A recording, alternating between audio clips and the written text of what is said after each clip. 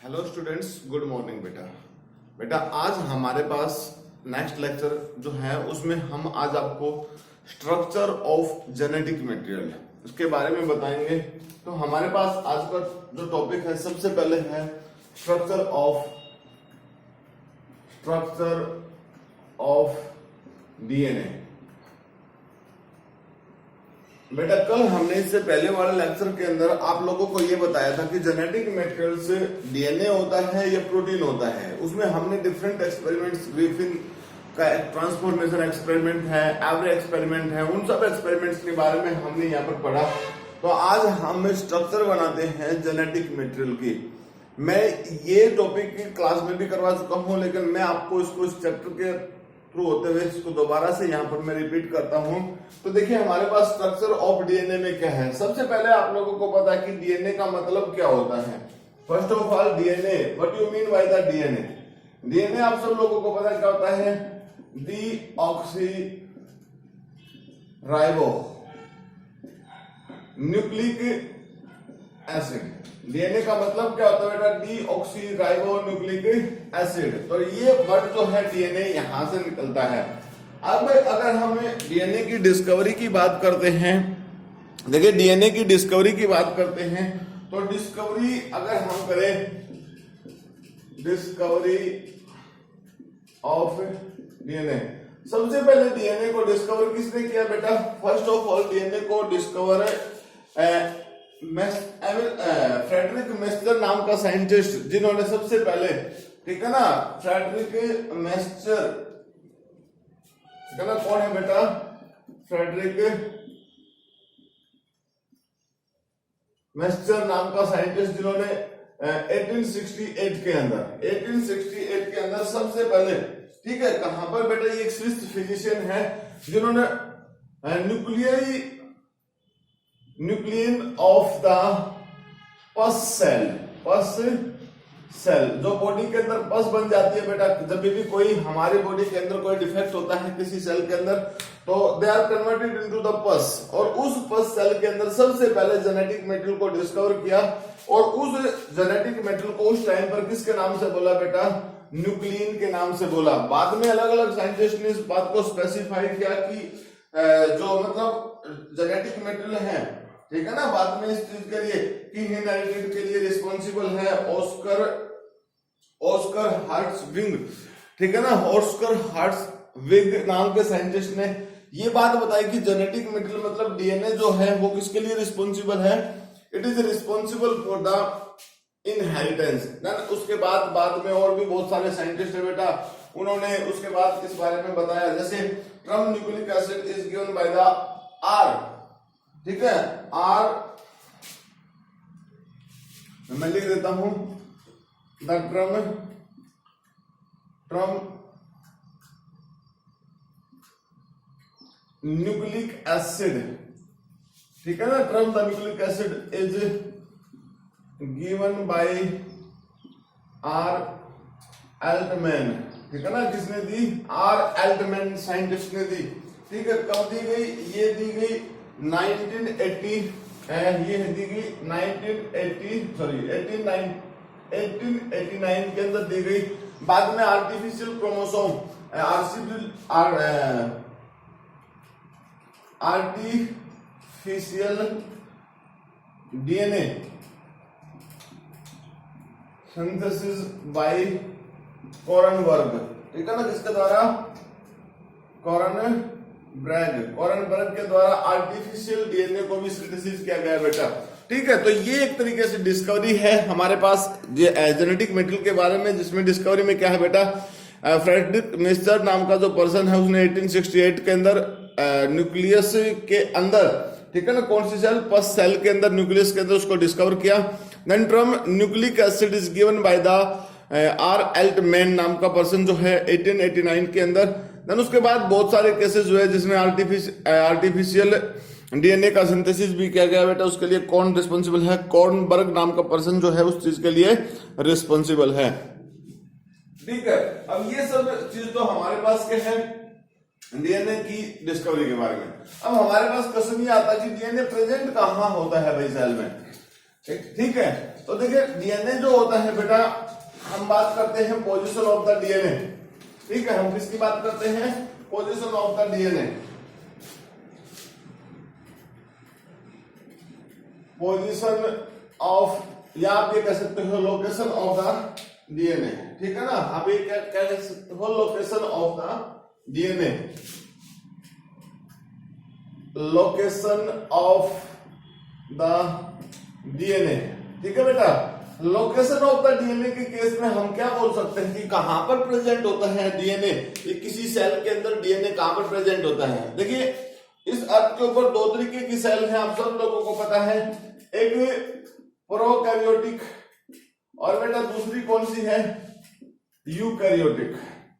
ठीक है, इनके बेस के ऊपर हम लोकेशन की बात करते हैं। प्रोकैरियोटिक सेल जो होती है उसके अंदर न्यूक्लियस प्रेजेंट नहीं होता, तो यहां पर डीएनए जो प्रेजेंट होता है बेटा वो सर्कुलर शेप का होता है, सर्कुलर। ठीक है ना, और प्रेजेंट कहां होता है? In the nucleoid.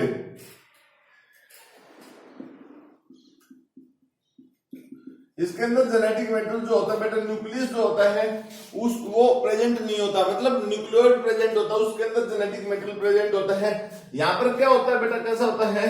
Rod shape का होता है, जिसको हमें नॉर्मली क्रोमोसोम की फॉर्म, हालांकि क्रोमोसोम तो इसमें भी सिंगल है बेटा। ठीक है ना, और इसमें मैनी होता है, मैनी यानी नंबर में बहुत सारे होते हैं। जैसे नॉर्मली हम अपनी सेल की बात करें तो 46 नंबर क्रोमोसोम का होता है, तो इस तरीके से होते हैं। और यहां पर कहां होता है बेटा? In the nucleus. सेल के पास जो न्यूक्लियस प्रेजेंट होता है। अब ये सब तो न्यूक्लियर डीएनए की बात हो रही है, इसके अलावा एक्स्ट्रा भी होता है, एक्स्ट्रा डीएनए। ठीक है, वो कहां होता है बेटा? In case of plasmid. कहां होता है बेटा? In case of plasmids. ठीक है, प्रोकैरियोटिक सेल्स के केस में कुछ ऐसा भी बॉडी प्रेजेंट होती है जिसके अंदर जेनेटिक मटेरियल प्रेजेंट है, और वो जेनेटिक मटेरियल जहां पर भी प्रेजेंट है उसको हम किसके नाम से बोलते हैं? That is called the plasmid. जबकि अगर हम यूकैरियोटिक सेल्स की बात करते हैं बेटा, अगर यूकैरियोटिक सेल्स की बात करें तो यूकैरियोटिक सेल्स भी ऐसी सेल्स होती हैं जिनके केस में कुछ एक्स्ट्रा डीएनए प्रेजेंट होता है, एक्स्ट्रा डीएनए। और बेटा इस एक्स्ट्रा डीएनए को हम ऑर्गेनेलर डीएनए के नाम से भी बोल सकते हैं, ऑर्गेनेलर डीएनए के नाम से भी बोल सकते हैं। लाइक दैट ये कहां पर प्रेजेंट होता है? इन द, जैसे like that plastid. You know plastid का मतलब क्या होता है? जैसे क्लोरोप्लास्ट। ठीक है ना, प्लास्टिड का मतलब क्या होता है? जैसे क्लोरोप्लास्ट। In the mitochondria. ठीक है बेटा, माइटोकॉन्ड्रिया। ये दोनों पार्ट्स ऐसे होते हैं जिनके अंदर एक्स्ट्रा डीएनए प्रेजेंट होता है बेटा। ये रोल प्ले करता है, जिसको हम साइटोप्लाज्मिक इनहेरिटेंस की बात करते हैं, वहां पर रोल प्ले करते हैं। इसके साथ साथ प्लाज्मिड जो होता है, प्लाज्मिड या माइटोकॉन्ड्रिया में बेटा ये जो डीएनए होता है इसके पास अपने कुछ जीन प्रेजेंट होते हैं, जिसके बेस के ऊपर प्लास्टिड और mitochondria have the property of self conservation या सेमी कंजर्वेटिव नेचर्स भी होते हैं। ये खुद की सेल्फ रेप्लिकेशन भी शो कर सकती हैं। तो यहां पर हमारे पास ये डीएनए की बेटा लोकेशन है, पोजीशन है कि कहां पर प्रेजेंट होता है। अब अगर हम बात करते हैं डीएनए की केमिकल कंपोजिशन की, chemical composition of DNA,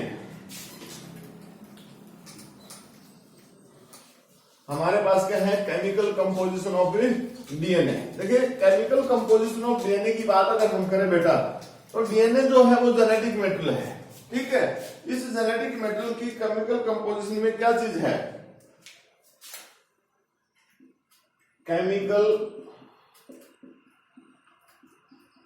composition. ठीक है बेटा, chemical composition of genetic material. ये जेनेटिक मेटेरियल है, इसकी केमिकल कंपोजिशन क्या है हमारे पास? देखिए हम इसको कैसे रिप्रेजेंट कर सकते हैं, कैसे शो कर सकते हैं। तो केमिकल कंपोजिशन में अगर हम डीएनए की बात करते हैं तो DNA consist of the main 3 parts.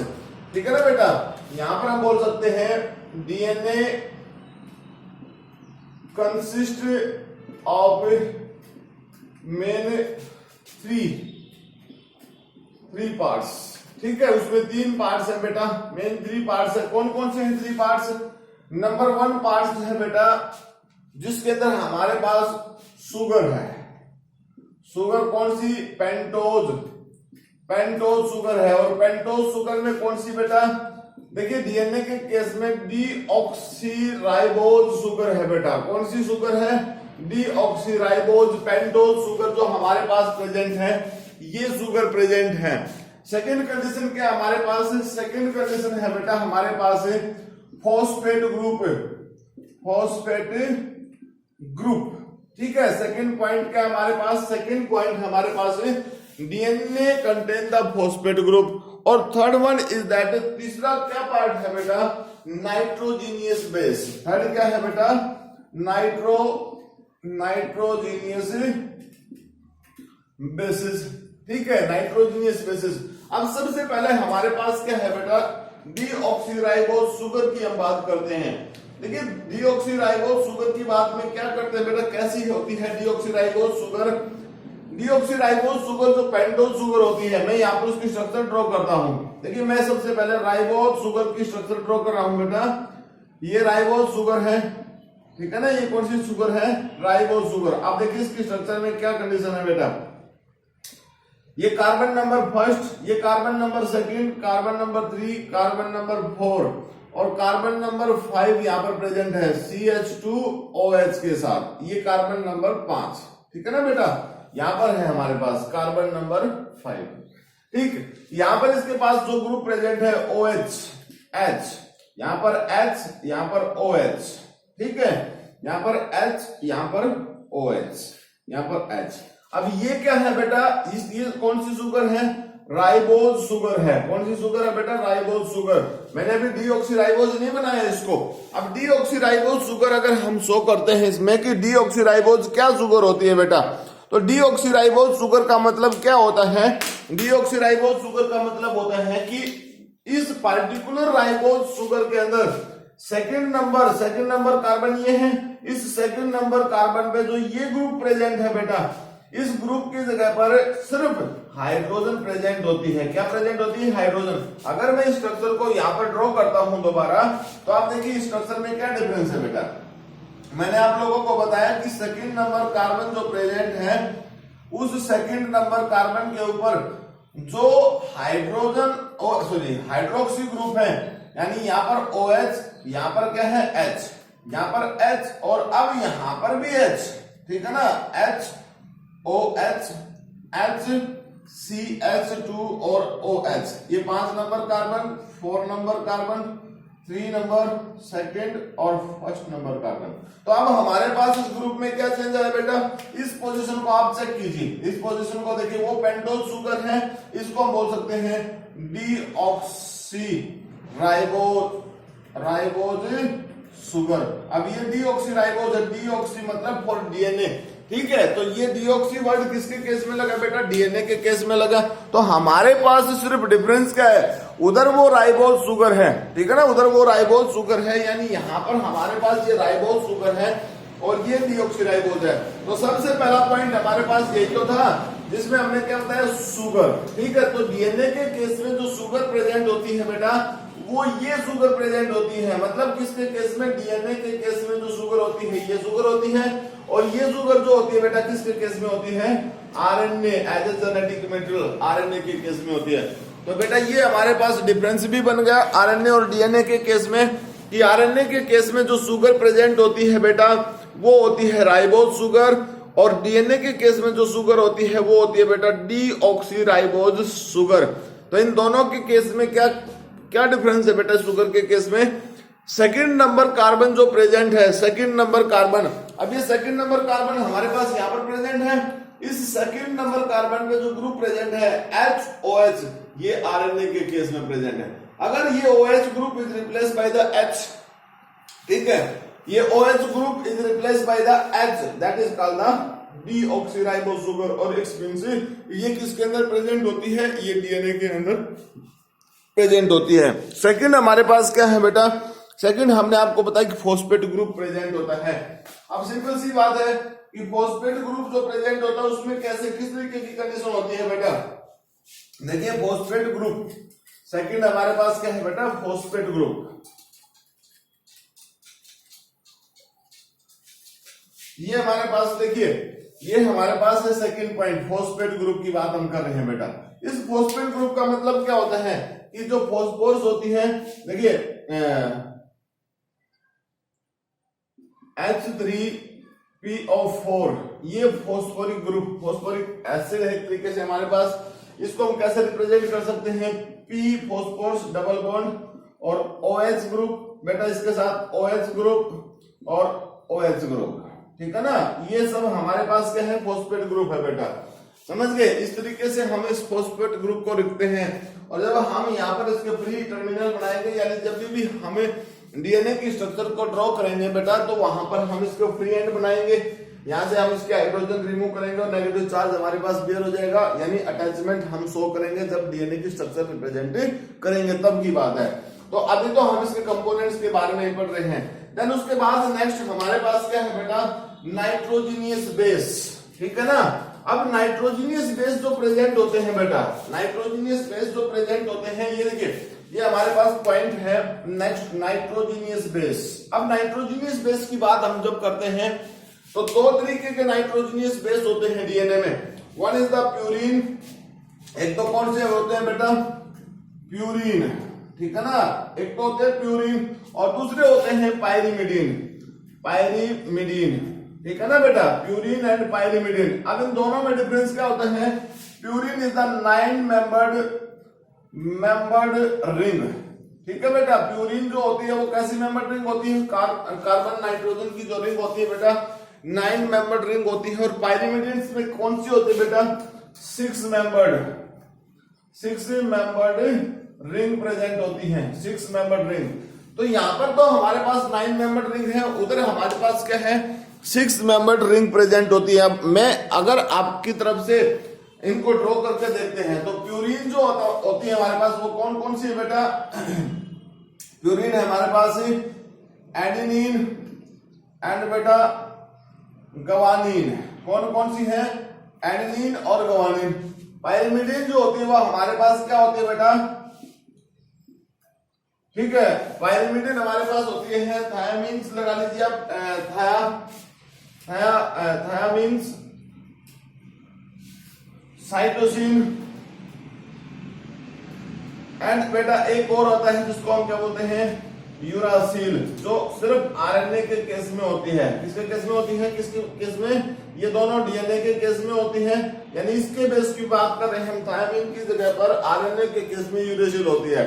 अब ये दोनों के दोनों जो मैंने आपको बताया कि किस तरीके से है, देखिए यहां पर जो हमारे पास है बेटा, मीन्स ये प्यूरिन जो प्रेजेंट है हमारे पास, इन प्यूरिन के केस में हमारे पास जो ग्रुप है बेटा वो 9 मेंबर्ड है। अब 9 मेंबर्ड का मतलब क्या है, जैसे एक तो hexose ring present, hexose sugar ring present है बेटा, और उसके साथ हमारे पास दूसरी जो पार्ट प्रेजेंट है वो इस तरीके से। तो यहां से हम अगर बात करते हैं, जैसे देखिए 1 2 3 4 5 6 7 8 और 9, इस तरीके से 9 मेंबर्ड रिंग की हम बात कर रहे हैं बेटा। प्योर एडेनिन और गुआनिन में डिफरेंस होता है।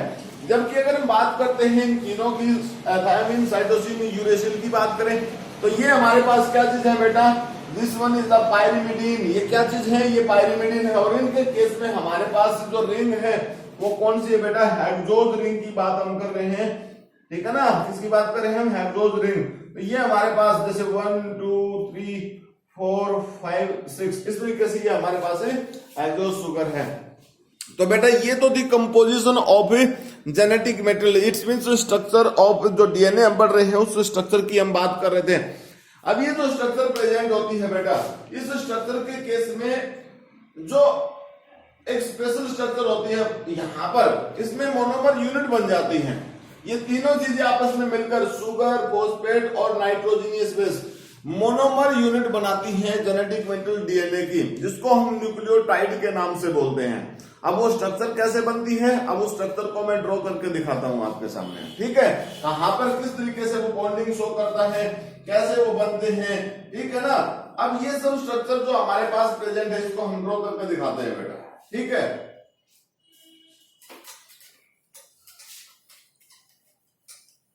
ये तो थी केमिकल कंपोजिशन, अब हम इसकी स्ट्रक्चर बनाते हैं।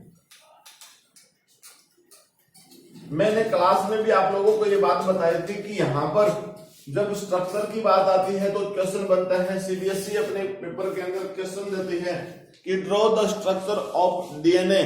डीएनए की आपने नॉर्मल लाइनें लगाकर हेलिकल स्ट्रक्चर प्रोवाइड नहीं करनी है बेटा, आपने डीएनए की स्ट्रक्चर को ड्रॉ करना है उसकी केमिकल कंपोजिशन को शो कर। तो आप सब लोगों को पता है कि डीएनए के केस में 4 ही मेन नाइट्रोजनियस बेस मिले हैं, ATCG, मतलब एडेनिन, साइटोसिन, ग्वानिन, थायमिन। ये चारों के चारों नाइट्रोजनियस बेस के बेस के ऊपर हमें स्ट्रक्चर ड्रॉ करनी है।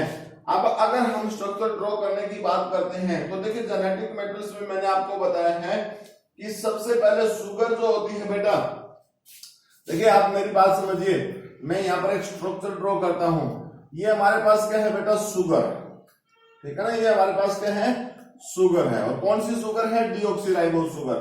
ये 1 number carbon, 2 number carbon, 3 number carbon, 4 number carbon, और इसके बेस के ऊपर यहाँ पर ऊपर जाओगे आप तो आपको पता है यहाँ पर CH2 और OH ग्रुप प्रेजेंट है बेटा, ठीक है। यहाँ पर हाइड्रोजन प्रेजेंट है, यहाँ पर भी हमारे पास H और OH ग्रुप प्रेजेंट है, यहाँ क्या है, H और H ग्रुप, और यहाँ पर हमारे पास H है, इसको मैं इधर लेकर जाता हूं, ठीक है। ये OH है हमारे पास, ये हमारे पास पेंटोज शुगर है। हमने स्ट्रक्चर की बात की है तो इस स्ट्रक्चर में आप बिल्कुल ध्यान से देखें।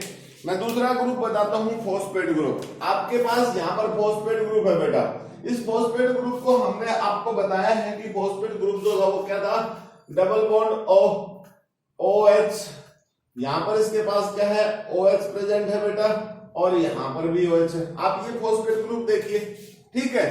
अब इसके नीचे भी फॉस्फेट ग्रुप प्रेजेंट होता है बेटा, यहाँ फॉस्फेट ग्रुप है, ठीक है ना, यहाँ पर भी फॉस्फेट ग्रुप, ये फॉस्फेट ग्रुप प्रेजेंट है, ठीक है ना, इस तरीके से फॉस्फेट ग्रुप प्रेजेंट है। तो डीएनए की ये जो स्ट्रक्चर है ये क्या करती है, फॉस्फोडाइएस्टर बॉन्ड प्रिपेयर करती है बेटा। अब फॉस्फोडाइएस्टर बॉन्ड कैसे प्रिपेयर करती है, ये किस तरीके से क्या शो करती है, एक सिंपल सी बात है बेटा, आप इसको यहां से देखिए, इस पार्टिकुलर पोजीशन को आप देखिए, यहां पर देखिए आप इस स्ट्रक्चर को, जब आप इस स्ट्रक्चर को देखते हैं तो यहाँ पर इस फॉस्फेट के पास OH ग्रुप है और यहाँ पर इस शुगर के पास भी OH ग्रुप है। तो दोनों के केसेस में, मतलब आप सिंपल सी भाषा में आप ये देखिए, इस ग्रुप को मैं हटा देता हूं यहाँ पर, तो हम क्या कर देते हैं, देखिए ये क्या हमारे पास है, CH2 और इसके साथ क्या जुड़ा था, OH। ऊपर वाले ग्रुप के पास भी क्या चीज जुड़ी हुई है बेटा, OH ग्रुप जुड़ा हुआ है। इन दोनों ग्रुप्स को अगर हम मिला दे तो इसकी सहायता से क्या होगा, -H2O वाटर यहाँ से बाहर रिलीज हो गया, और जब वाटर यहाँ से रिलीज हुआ बेटा तो इसको रिलीज होने से, वाटर के रिलीज होने से क्या बना हमारे पास है, ये जो ग्रुप थे, ये जो चेन थी, इट इज कन्वर्टेड इनटू, किसमें कन्वर्ट होगी बेटा, यहाँ पर इट्स कन्वर्टेड इनटू O, ठीक है। तो इनके बीच में एक बॉन्डिंग बन गई, दैट जो बन गई O, इस O के बेस के ऊपर, यानी ये शुगर और फॉस्फेट के बीच में बन गई। नीचे भी ऐसा ही है, सेम टू सेम कंडीशन। यहाँ पर देखिए हमारे पास ये ग्रुप प्रेजेंट है बेटा, इसमें से वाटर रिलीज होगा। अब जब वाटर यहाँ से रिलीज हुआ बेटा तो इसको ध्यान से देखिए, इसके बीच में क्या बच गया, ऑक्सीजन बच गई, इन दोनों के बीच में भी बॉन्डिंग बन गई, that bonding is called the phosphodiester के बेस के ऊपर है। नाउ इधर हमारे पास क्या चीज प्रेजेंट है, इधर हमारे पास कोई भी नाइट्रोजनस बेस जो प्रेजेंट है बेटा उसकी बात हम कर रहे हैं, और नाइट्रोजनस बेस के बेस के ऊपर जैसे ये हमारे पास OH ग्रुप था ना, इसमें से यहां से मान लीजिए हमने किसको जोड़ दिया, A को जोड़ दिया। A means adenine. हमेशा A जो होता है combined with T with double bond, C combined with G with triple bond. ये बात आप ध्यान रखना, A is always combined with T with double bond, C always combined with G with triple bond, या G combined with C triple bond, T combined with A is with double bond। तो यहां पर A के साथ क्या जुड़ेगा बेटा, thymine जुड़ेगा। अब देखिए ये 1 नंबर कार्बन है इधर, अगर हम उधर से 1 नंबर कार्बन की बात करते हैं ना तो हमारे पास सेकंड नंबर, मतलब यहां से हम जब जाएंगे तो हमारे पास यहां पर नेक्स्ट जो केस आएगा, नेक्स्ट केस जो आएगा बेटा, शुगर इस तरीके से इन्वर्टेड फॉर्म में होगी, शुगर हमारे पास यह इन्वर्टेड फॉर्म में होगी, और ये 1 नंबर बन गया यहाँ पर हमारे पास, ये 1 नंबर, 2 नंबर, 3 और 4 और 5, यानी इसके केस में हमारे पास ये जो केस था ये इसके साथ जुड़ा है यहाँ पर, ठीक है ना, यहाँ पर O के साथ, यहाँ पर H, नीचे की तरफ H, यहाँ भी H, इसमें यहाँ OH है, यहाँ H है, यहाँ H, यहाँ CH2OH, ये 5 नंबर हो गया बेटा, ठीक है।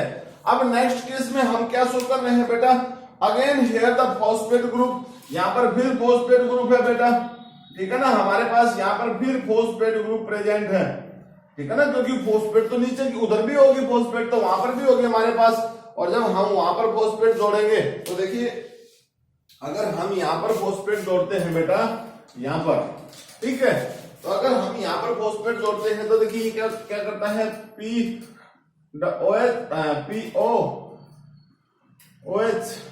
OH ग्रुप और ये OH बेटा, यहां से देखिए ये ग्रुप, यहां से क्या होगा बेटा, H2O रिलीज हुआ, ये बॉन्ड बन गया इनके बीच में, किसके साथ, O के साथ, ठीक है।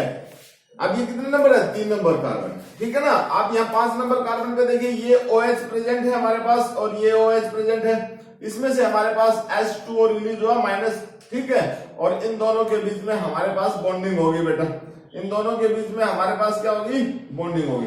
तो इस तरीके से आप देखिए हमारे पास क्या चीज है बेटा, 3 चीजें आ गई, देखिए 3 चीजें कौन कौन सी, यहां से देखिए आप, ठीक है, ये 3 चीजें हमारे पास आ गई,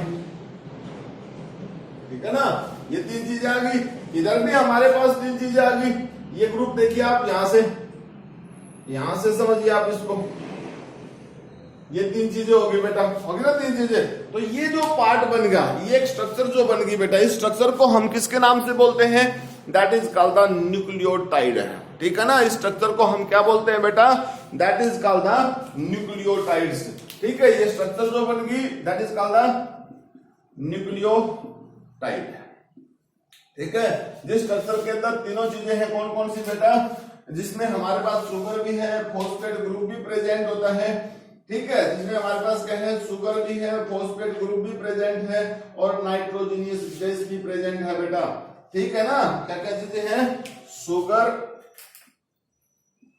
प्लस में फॉस्फेट प्लस में नाइट्रोजनियस बेस, ठीक है।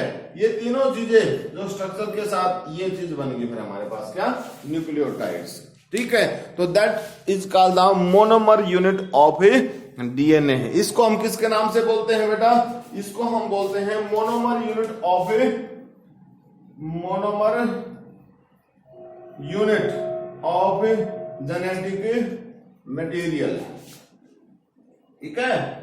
जेनेटिक मटेरियल की ये मोनोमर यूनिट बन गई बेटा, ठीक है ना, जेनेटिक मटेरियल की। अब अगर इसी कंपोजिशन को हम आगे ड्रॉ करते हैं बेटा, तो यहाँ पर हमारे पास फॉस्फेट ग्रुप है, देन फिर हम शुगर के साथ इसको कनेक्ट करेंगे, एक नाइट्रोजनस बेस के साथ, यहाँ पर बेस जैसे एडेनिन को जोड़ा, ऐसे ही हम साइटोसिन को जोड़ सकते हैं, cytosine combined with guanine with triple bonds and again sugar और फॉस्फेट बेटा। तो इस तरीके से हमें पेपर के अंदर ये स्ट्रक्चर ड्रॉ करनी है, यही स्ट्रक्चर ड्रॉ करनी है, जिसमें आप एक्स्ट्रा दोनों टाइप मतलब 2 और जो नाइट्रोजनस बेस है उसको भी ड्रॉ कर सकते हो।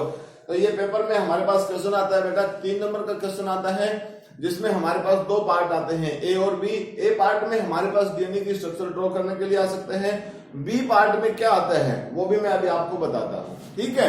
तो ये जो डीएनए है, इस डीएनए की अपनी एक पोलरिटी होती है बेटा, ठीक है ना। पोलरिटी को कैसे रिप्रेजेंट करते हैं, आप ये बात ध्यान रखना, इस पे भी आपसे कोई एक जर्नल सी क्वेश्चंस की बात कर सकता है कि डीएनए की जो पोलरिटी होती है वो कैसे रिप्रेजेंट की जाती है। तो बेटा एक सिंपल सी बात है, वर्ड्स में हम बात कर रहे हैं कि डीएनए की ये जो साइड्स होती है इसको हम 5' एंड बोल रहे हैं, 5' एंड बोल रहे हैं बेटा। इस साइड को हम डीएनए की को 3' एंड बोल रहे हैं, इधर ये 5' एंड है बेटा और इधर ये 3' एंड है। अब आप कहोगे सर ये आपने कैसे लिख दिया, ये मैंने ऐसे लिख दिया बेटा, इस शुगर को आप ध्यान से देखिए, इस शुगर का 5 नंबर कार्बन यहाँ पर प्रेजेंट है, ऊपर की तरफ प्रेजेंट है, इस शुगर का 3 नंबर कार्बन नीचे की तरफ प्रेजेंट है। ऐसे ही इस शुगर में चलिए, इस शुगर में 5 नंबर कहां पर है बेटा, 5 नीचे की तरफ है 5' एंड, और 3 नंबर कहां पर है बेटा, ऊपर की तरफ, इसलिए वो 3' एंड है और ये 5' एंड है। इधर ये 5' एंड है और ये 3' एंड है। तो इस तरीके से हम कंपोजिशन को रिप्रेजेंट कर सकते हैं, ठीक है ना। ये हमारे पास पोलरिटी है। अगर हम डीएनए की वैरायटी की बात करते हैं बेटा, तो डीएनए की वैरायटी में क्या चीज होता है, डीएनए की वैरायटी जो है it's depends on to the only the nitrogenous base composition. अगर मान लीजिए नाइट्रोजनियस बेस में एडेनिन ज्यादा है, एडेनिन ज्यादा है तो ऑलमोस्ट थायमिन भी ज्यादा होगी, तो उसके बेस के ऊपर साइटोसिन ज्यादा है तो ग्वानिन ज्यादा है। ऐसा क्यों पॉसिबल होता है? एक पर्सन थे हैविंग नेम द चारगफ, उन्होंने अपना एक रूल प्रोवाइड किया, चारगफ रूल के नाम से उसको हम जानते हैं। अब वो चारगफ रूल क्या है, किस तरीके से है, हम उस बात को रिप्रेजेंट करते हैं, ठीक है ना, हम उसको यहाँ पर रिप्रेजेंट करते हैं कि चारगफ रूल के अकॉर्डिंग क्या कंडीशन है बेटा।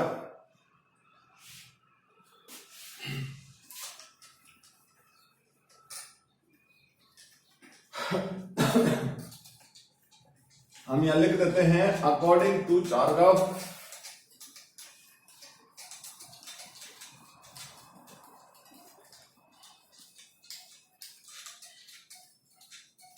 हमारे पास क्या है बेटा, 1950 एरविन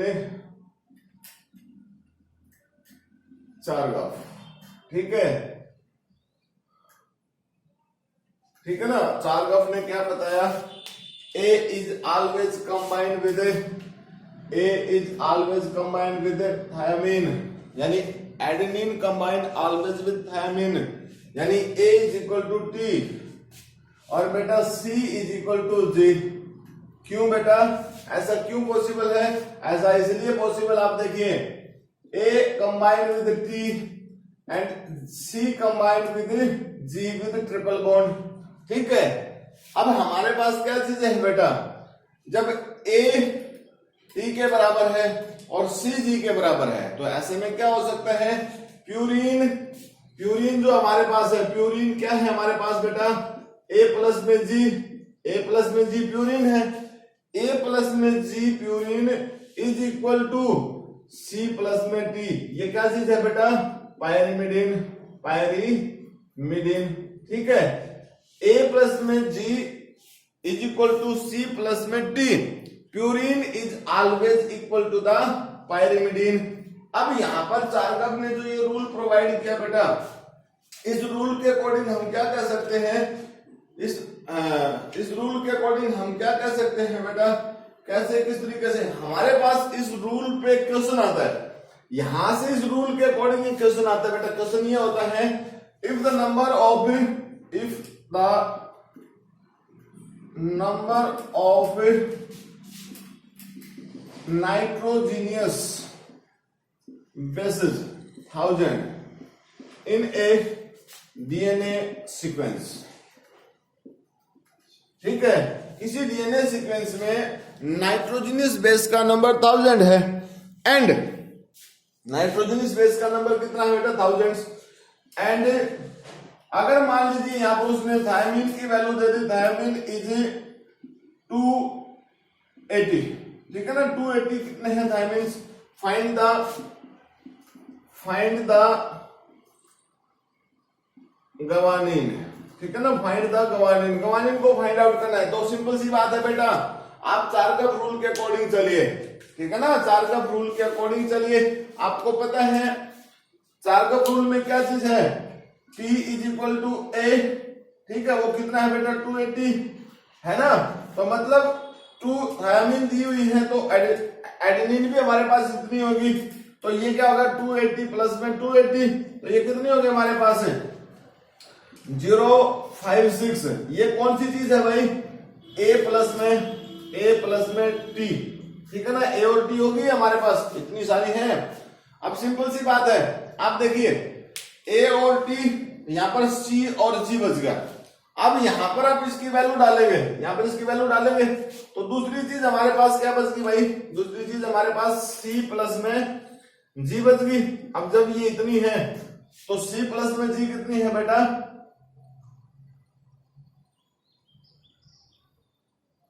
कितनी बच गई, ये दोनों कितनी है, यहां पर देखिए 1000 माइनस में ए प्लस में टी, इसको देखेंगे तो कितनी होगी, ये हमारे पास 1000 माइनस में 56 इज इक्वल टू कितनी आ गई बेटा, ये आ गई हमारे पास 0 4 और 4, ये होगी।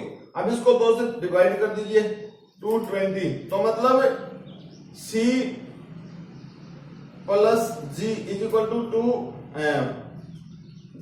440, और बेटा इन दोनों को सेपरेट करोगे तो कितनी होगी, C इज इक्वल टू 20 और G इज इक्वल टू 220। तो हमें क्या निकालना था, ठीक है, तो हमारे पास कितनी आ गई बेटा 220। ठीक है, अब उसको आप पुट कर दीजिए। ए हमारे पास कितनी है, ए हमारे पास कितनी है, देखिए इसके अकॉर्डिंग चलिए, ए प्लस में G और C प्लस में T दोनों बराबर बराबर होती हैं। आप इसको यहां रखिए, is equal to C plus में T, इसको रखिए। तो ये कितनी है हमारे पास, यहां पर आप देखिए हमारे पास A is 280, A is equal to 280, और हमारे पास प्लस में क्या है बेटा G कितना है 220, इज इक्वल टू कितने हो गए बेटा 5, है ना। C कितनी है, C हमारे पास है 220 प्लस में 280, वो कितनी है 50। तो बेटा दोनों कितनी होगी, थाउजेंड्स के बराबर होगी, ओके ना। 50 प्लस 500 प्लस 500 इक्वल टू 1000, इस तरीके से होगी हमारे पास। तो यहां से भी हमारे पास एक क्वेश्चन आता है, ठीक है। तो इस तरीके से मींस जेनेटिक मेटेरियल के बेस के ऊपर 2 क्वेश्चन आते हैं बेटा। एक क्वेश्चन मैंने आप लोगों को बताया स्ट्रक्चर ऑफ जेनेटिक मेटेरियल यानी डीएनए। सेकंड क्वेश्चन मैंने आपको बताया कि चार्कॉफ रूल के ऊपर क्वेश्चन आता है। अब डीएनए जो है बेटा, उस डीएनए के अंदर डबल हेलिक्स स्ट्रक्चर होती है। ये डबल हेलिक्स स्ट्रक्चर के बारे में सबसे पहले किसने बताया, वॉटसन एंड क्रिक नाम का साइंटिस्ट जो थे, उन्होंने इसके बारे में बताया कि डीएनए जो होता है वो डबल हेलिकल फॉर्म में होता है बेटा। अब डीएनए जब डबल हेलिकल फॉर्म में होता है तो उस डबल हेलिकल स्ट्रक्चर के अंदर, ठीक है ना, उस डबल हेलिकल स्ट्रक्चर के अंदर कोई स्पेसिफिसिटी भी होगी, ठीक है। तो डीएनए जो होता है वो डबल हेलिकल फॉर्म में होता है। ऐसे देखिए इस तरीके से डीएनए तो डबल है, मतलब डीएनए जो है बेटा वो कैसा है, डबल हेलिकल फॉर्म में तो है डीएनए, ऐसे डीएनए जो है वो हेलिकल फॉर्म में प्रेजेंट है। तो यहां पर अगर हम डीएनए की बात करते हैं, बोल सकते हैं, हमें क्या बोल सकते हैं बेटा, ये मॉडल जो दिया था किसने दिया, Watson and Crick model, Watson and Crick model. तो यहां पर देखिए, यहां पर नाइट्रोजनस बेस प्रेजेंट है बेटा इस तरीके से।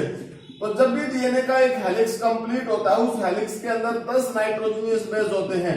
तो डिस्टेंस बिटवीन 2 नाइट्रोजनस बेसेस, कोई भी 2 नाइट्रोजनस बेस जो होते हैं एडजेसेंट पोजीशन में, उनके बीच में बेटा जो डिस्टेंस होता है वो डिस्टेंस कितना होता है, देखिए वो होता है बेटा 3.34 नैनोमीटर। कितना बेटा 0.34 नैनोमीटर, ठीक है। अब एक हेलिक्स में 10 है तो कितना होगा बेटा 0.34 में इज इक्वल टू 3.4 नैनोमीटर। इसी चीज को अगर हम एंगस्ट्रॉम में काउंट करें तो ये हमारे पास बन गया बेटा 34 एंगस्ट्रॉम। क्या बन गया ये 34 एंगस्ट्रॉम होता है बेटा, ठीक है। ये किसके बेस के ऊपर है, ये सिंगल के बेस के ऊपर फाइंड आउट किया। सिंगल के बेस के ऊपर ये कितना था 3.4 एंगस्ट्रॉम, ठीक है ना, और 10 एक हेलिक्स में 10 है। तो इस तरीके से डीएनए के 2 पार्ट्स जो प्रेजेंट है, इन दोनों पार्ट्स के बीच का जो गैप प्रेजेंट है दैट इज कॉल्ड बेटा मेजर ग्रूव, इसको मेजर ग्रूव बोलते हैं। और यहाँ का जो केसेस है इसको बोलते हैं माइनर।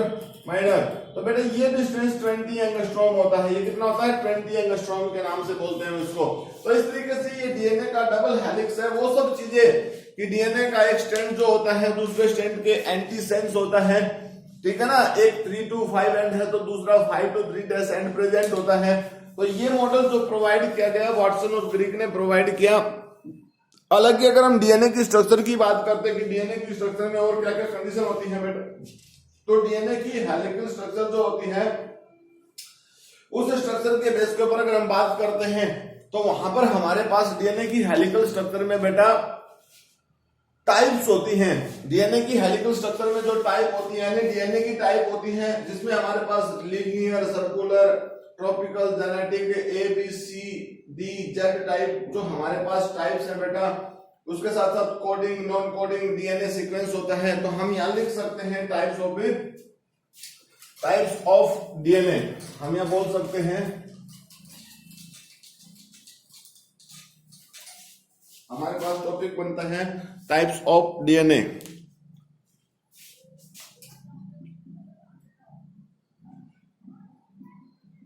ठीक है ना, हम कैसे कैसे बोल सकते हैं, लीनियर एंड सर्कुलर।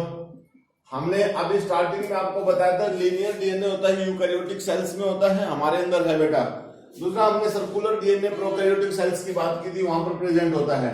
इसके बाद हम इसको कैसे बोल सकते हैं, डीएनए में भी द ट्रॉपिक और जेनेटिक डीएनए। ठीक है ना, ट्रॉपिक और जेनेटिक मतलब है तो जेनेटिक ही सारा का सारा। ठीक है, तो उसके बाद types of DNA A B C D and Z type DNA. ठीक है ना, उसकी स्ट्रक्चर कॉन्फ़िगरेशन के बेस के ऊपर। देन उसके बाद हमारे पास टाइप ऑफ डीएनए जो होता है कोडिंग और नॉन कोडिंग बेटा। ठीक है ना, कौन सा, कोडिंग एंड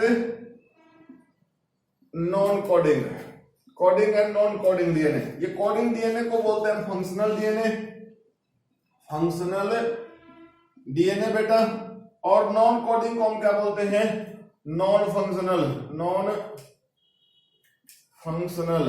ठीक है, non functional DNA. Non functional का मतलब आप समझते हैं, जिसके पास क्या पार्ट प्रेजेंट होता है, इसमें बेटा इंट्रॉन होते हैं और यहाँ क्या होता है, एक्सॉन रीजन होता है। समझ गए ना, ये फंक्शनल रीजन होता है इसके बेस के ऊपर। अब हमारे पास टाइप ऑफ जो डीएनए है ना, उसको हम ए बी सी ऐसे इसकी टाइप बोल रहे हैं। ठीक है, इस कोडिंग को हम ये भी कह सकते हैं, that is responsible code for protein, it is responsible for coding protein को कोड करने के लिए ये रिस्पॉन्सिबल है सर। ठीक है ना, ये प्रोटीन को कोड करने के लिए रिस्पॉन्सिबल है बेटा। अब ऐसे में हमारे पास बात यहाँ आती है कि ये डीएनए क्या होते हैं बेटा, ये सिर्फ अपनी कॉन्फ़िगरेशन के बेस के ऊपर है। Number of nitrogenous base between एक लूप के अंदर जो नाइट्रोजनियस बेस है, कंप्लीट लूप के अंदर। तो बेटा यहाँ पर क्या होता है, जो ये टाइप है ना हमारे पास ए बी सी, इनमें नंबर्स ऑफ नाइट्रोजनियस बेस होते हैं। जैसे अगर हम बात करते हैं ए टाइप की, तो इसके अंदर कितने होते हैं बेटा, ये राइट हैंडेड होता है, ए जो होता है वो राइट हैंडेड होता है, और उसके अंदर 11 नाइट्रोजनियस बेस होते हैं, मतलब एक हेलिकल्स के अंदर 11 होते हैं। ठीक है, उसके साथ साथ हमारे पास इसमें 10 होते हैं, 9, 8 होते हैं बेटा, और जेड टाइप में हमारे पास 12 होते हैं। ठीक है, ये सब डीएनए जो होते हैं एक तरीके से राइट हैंडेड होते हैं, मतलब ये सारे के सारे कैसे होते हैं, राइट हैंडेड होते हैं। बट ये जो डीएनए होता है ये लेफ्ट हैंडेड होता है बेटा, और इसको जिग जैग के नाम से भी बोलते हैं। ये इस तरीके से चलता है, इस तरीके से। ठीक है ना, इस तरीके से। बाकी तो सारे के सारे कैसे हैं, हेलिकल फॉर्म में प्रेजेंट होते हैं, समझ गए ना। तो इनके बीच में एक तो नाइट्रोजनियस बेस की बात करते हैं कि एक लूप के अंदर कितने नाइट्रोजनियस बेस प्रेजेंट है। दूसरी इनकी जो बेटा पोजीशन है, इसका जो रोटेशन की बात करते हैं, हेलिकल फॉर्म की बात करते हैं, सब राइट हैंडेड है और ये लेफ्ट हैंडेड है। तो बेटा आज के लेक्चर में हमारे पास इतना ही है। मैंने आप लोगों को इस लेक्चर में एक इंपॉर्टेंट चीज बताई है कि डीएनए की स्ट्रक्चर और चार्गफ रूल। यहां से एक क्वेश्चन आता है फाइनल पेपर में, आप इस क्वेश्चन को बिल्कुल रेडी रखें, प्रिपरेशन इसकी अच्छी रखें। तो बेटा आज के लिए हमारे पास इतना ही, मिलते हैं नेक्स्ट लेक्चर में, तब तक के लिए thank you, bye, have a nice day बेटा।